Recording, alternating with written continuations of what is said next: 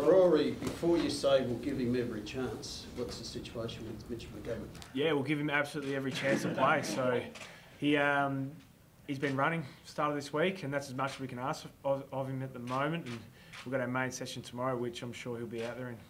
Is he getting any extra treatment on that hamstring as far as you're aware? Or anything extra as to what you normally get for a hamstring injury? I suppose it's seriously just all your normal stuff, really. There's not too much extra treatment that we can probably do. It's let it rest, and then I mean, he's got nothing to lose. I mean, he either gets up and plays or he doesn't. So we'll just give him every chance again, and I'm positive you'll see him training tomorrow. What does he need to do, Ross?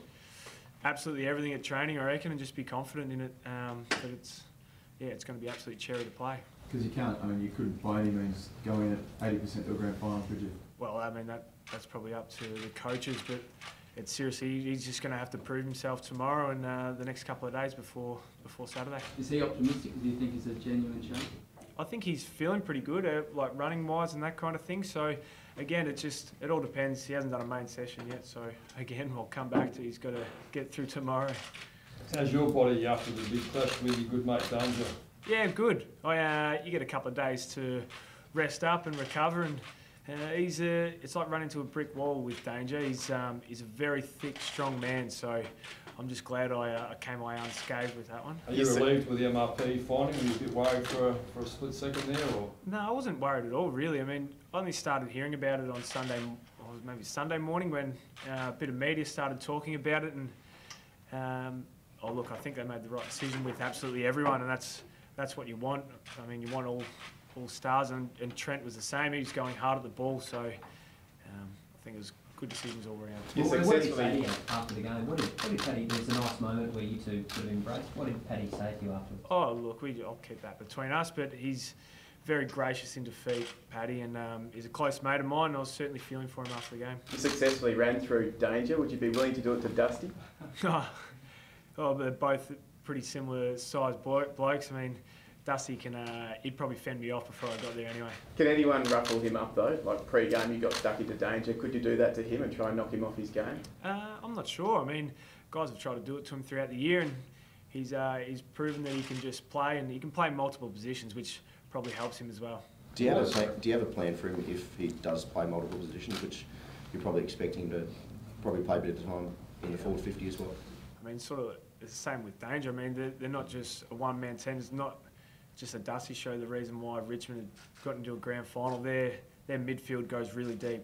They've got a lot of stars in there and a lot of guys that have played unbelievable years, and I think that's why they've played such good footy, is because they all chip in and play their role as well, and Dusty's just the same as everyone there. So it's going to come down to, again, us, everyone chipping in, and we need absolutely everyone playing their role this weekend. How do you tackle him though? Because like Carter Walker said this morning that the midfielders will talk about it during the week, because obviously he brushes tackles off quite easily. Do you have to focus on getting him around the midriff? How do you bring him down? Yeah, there's probably a couple of different techniques people might have ideas on, but tackling is a lot about intent and just your aggression to get at blokes. Does it feel like it's state versus state as well, that rivalry as well? I haven't felt like that really, but I mean, it's great the support we've had here from the whole state. I mean, walking around the streets and getting the support from everyone is amazing, and we certainly had unbelievable support on the weekend with our fans, and I'm expecting a whole heap of fans to make the drive down to Melbourne and show the support down there for us. With the tackling the way Dusty fends players off, can you replicate that at training? Like, can you, I don't know, just get players fending guys off? And might get Scotty Campriale to start fending blokes off and see how that goes.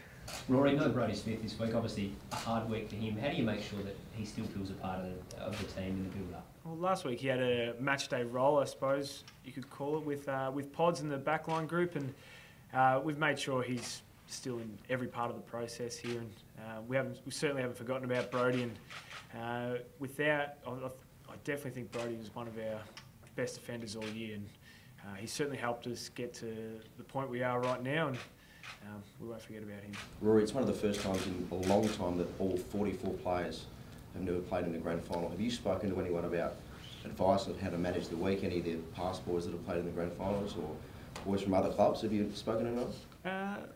Some guys have. We've done a lot of work and this has been our goal, I suppose, ever since Pikey's come in the last couple of years, is to get to this stage. And we've done a lot of work on the mental side of the game and to make sure our heads are right coming into this week. And I certainly think this group's ready.